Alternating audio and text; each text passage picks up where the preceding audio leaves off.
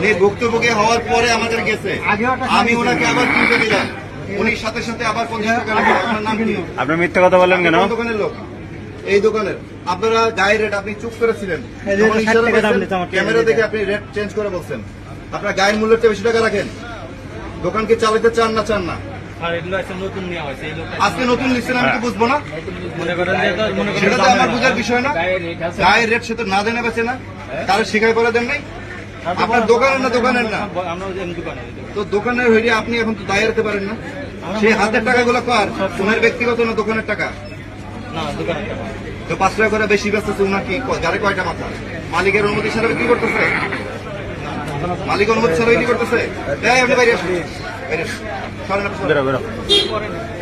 সে কি একা চাইলেই কোনো কিছু দাম চাইলে 15 টাকা বেচতে পারবে?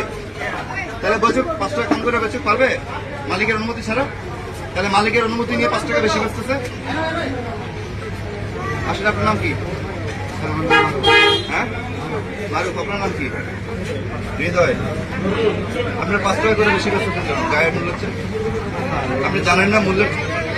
সেটা আপনার অনুমতি ছাড়া 5 টাকা বেচতেছে না, যে চুপ করে 5 টাকা বেশি বেচ। 2 বার উনি কিনে নিয়ে ধরা খাওয়ার পরে আমার কাছে অভিযোগ দিতে, আমি ওনাকে নিয়ে আসছি, এমনি নিয়ে আসছি। উনি সামনে বিক্রি করছে, আমি পেছনে দাঁড়ানো। সে তো স্বীকার করতেছে আপনার অনুমতি ছাড়া বিক্রি করছে। দোকান চালাবেন না বাতিল করে দেবো, বন্ধ করে দিব?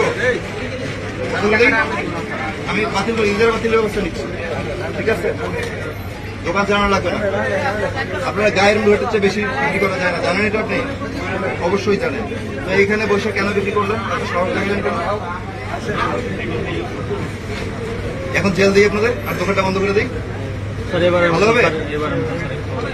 এই জিনিসটা দেখবো না স্যার, কখনো হবে না। আপনার 20,000 টাকা জরিমানা করলাম ফার্স্ট ওয়ার্নিং, সেকেন্ড বার আমি দোকান ইজারা বাতিল করবো আর জেল দিব, অনাদায়ী 1 মাসের কারাদণ্ড, ঠিক আছে?